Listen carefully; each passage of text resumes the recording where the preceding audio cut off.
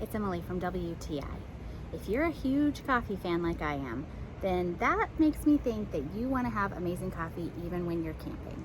And we all know that good coffee comes from fresh ground beans. That can be a bit of a challenge if you're camping, off the grid, lose electricity, whatever. That is where this tool comes in.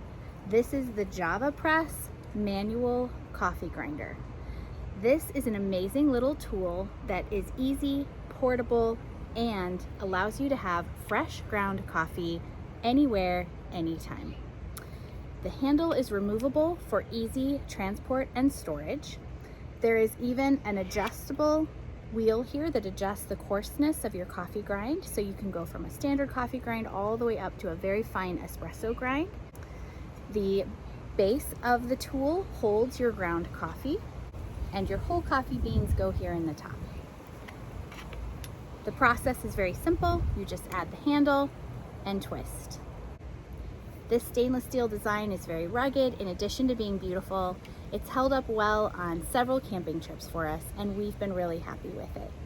We all know that the right tool makes the job easier, and that is absolutely the case with this manual coffee grinder.